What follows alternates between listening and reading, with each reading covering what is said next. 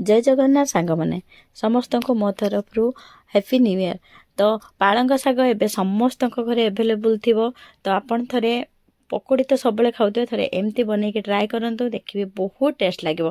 Fast मुझे गोटे bowl नहीं नौ से एड कर बेसन 2 ରୁ 3 ଚାମଚ मु बेसन नहीं आपड़ शागर क्वांटिटी अनुसार नहीं पारे।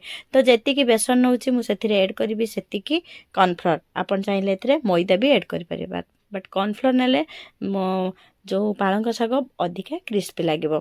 तो ये मुझे सेम क्वांटिटी नहीं नेली कॉर्नफ्लोर आउ बेसन से एड कली गोटा जीरा लंका गुंड आउ लुण स्वाद अनुसार लुण देवे।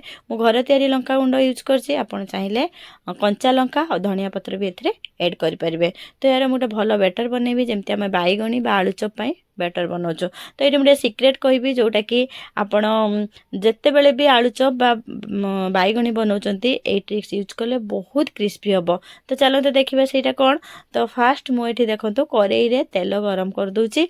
तेल गरम कला परे जो तेल उषुम हो सार उषुम हो सारा से उषुम तेल रु आम 1 ରୁ 2 ଚାମଚ पर्यंत आनिकी आम से बेटर रे ऐड करवा।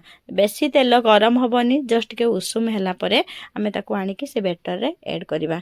देखिपे बेटर रे ऐड कला परे आपण केवल पालंग शाग नुहे आप जेकोसी जिनस छाणुचंती बैगणी हो बा आलू चॉप हो आप ट्रिक्स निहाती यूज करूँ।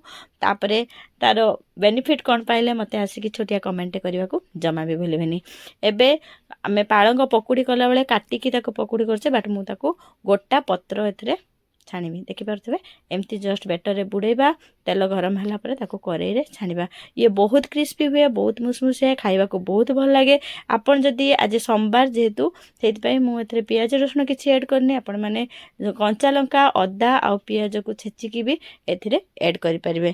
वीडियो भल लगे लाइक कमेंट शेयर सब्सक्राइब करने को जमा भी भूलें। जो मैंने मो चैनल रे नुआ अच्छा प्लीज मो चैनल को सब्सक्राइब कर दिंतु पाखर थे बेल आइकन को क्लिक कर दिंतु जहाँद्वारा कि मो नुआ नुआ वीडियो नोटिफिकेशन सर्वप्रथम आपण मैंने पाइपर।